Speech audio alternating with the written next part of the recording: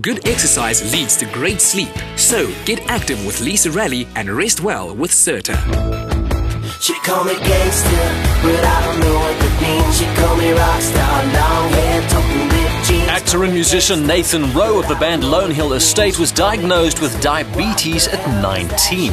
Curious to find out how well he controls it, Lisa spoke to his wife Morgan, who spilled the gangster's beans. Now that he's not here, can you tell me, is he a responsible diabetic? He's really not. I shouldn't be saying this on camera, but when I first met him, I didn't even know that he was a diabetic. Our first date, he walked me to the car and he kind of hung back at the boot for 10 minutes, and I was sitting in the passenger seat thinking, what is this guy doing? And then this needle came out and I thought, what am I getting myself into? Dodgy.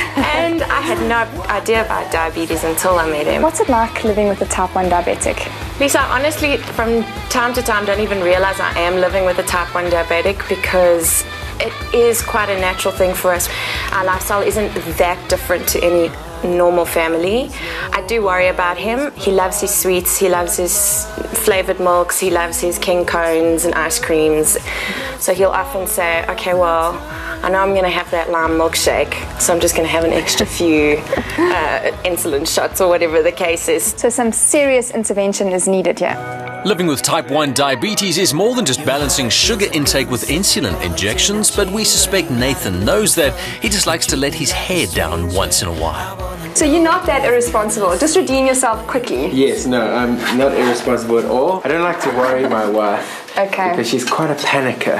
Okay. So she how has often panic do you attacks. do it? So I have to keep her calm at all times. So I mean, if I'm slipping into a coma, I'm like, hey man, I'm just going to roll over onto these needles. It's going to calmly have my coma and not worry you. Yes.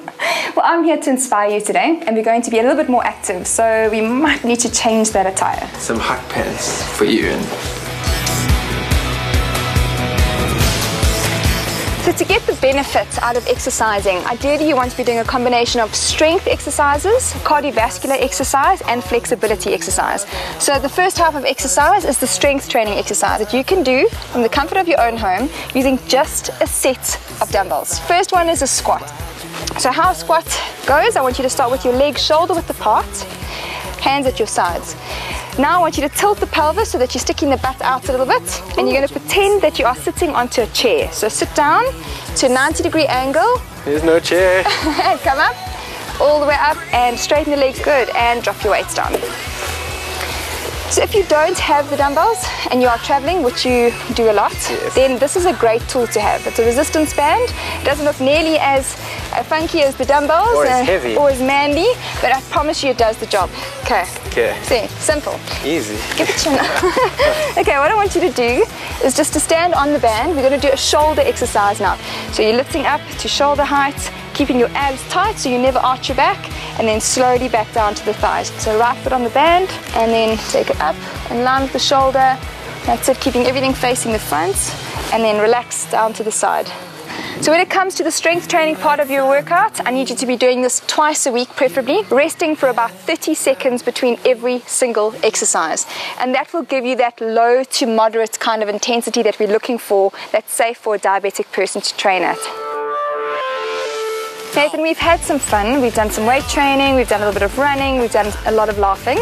But there are some serious points when it comes to exercising when you've got type 1 diabetes. First things first, you have to go and see your physician to make sure that you have been cleared to exercise. That is number one. Then when you're exercising, you can actually get into the risk of developing hypoglycemia, which is low blood sugar. So it's very important to go into a workout having eaten something, preferably 2 hours before.